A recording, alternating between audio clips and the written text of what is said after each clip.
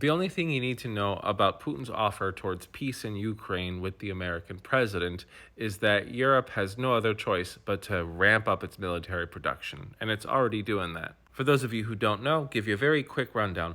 Putin said he will stop all hostility with Ukraine if they give him Luhansk and Donetsk and Crimea. America's president has made it very clear that he is quite open to this proposal, but that means absolutely nothing because Ukraine has to agree to this deal.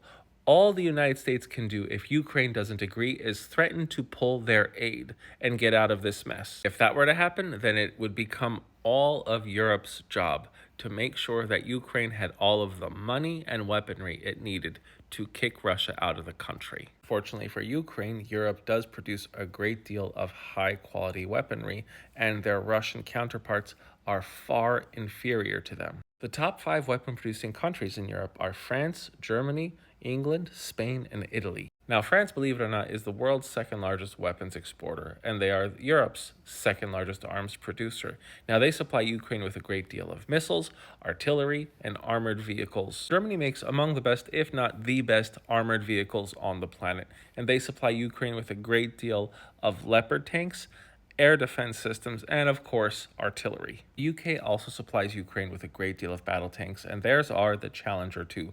But more notably, with the United Kingdom, they supply something called Startreak, which is man-portable air defense. Just pretty much looks like a bazooka that they use to shoot down helicopters and jets that are getting too close. Now, Italy, believe it or not, Italy, a place you wouldn't really think of as weapons production, they actually produce a lot of artillery and air defense, at least with France's help, that they are supplying to Ukraine. And there's Spain that supplies light armor vehicles and surface-to-air missiles. Now, one thing these 5 countries have in common, along with a bunch of other European countries, is that they are all producing artillery shells to be used in Ukraine. And in a sweeping turn of events, it looks like Europe is set to overtake Russia in artillery production by 2026. Let's hope by the grace of God that by 2026, every single Russian soldier will be kicked out of Ukraine and the Donbass will stay in Ukrainian hands. But Ukraine will not be the only recipient for these new made weapons in Western Europe.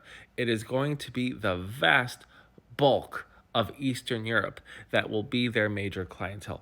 Poland, for sure, they're already spending 5% of their GDP on defense. Then, of course, the Baltic countries, Estonia, Lithuania, Latvia, they will 100% be purchasing European-made goods. So will Bulgaria, Romania, possibly even Hungary, the Greeks for sure. My goodness, how on earth could I forget the Scandinavian countries and Finland? They are absolutely going to be top purchasing clients. And don't forget, Sweden produces the Gripen jet, which is one of the best on the planet. It could easily overtake anything that Russia makes. Sweden also produces the only submarine that can effectively run off of a Stirling engine, and it is the Gotland-class submarine, but they are upgrading that to the Blekinge. And it wouldn't surprise me in the slightest if Poland started growing a very strong defense industry where they develop their own high-grade weaponry. And it would not surprise me in the slightest if the US withdrew all military aid to Ukraine, if Europe started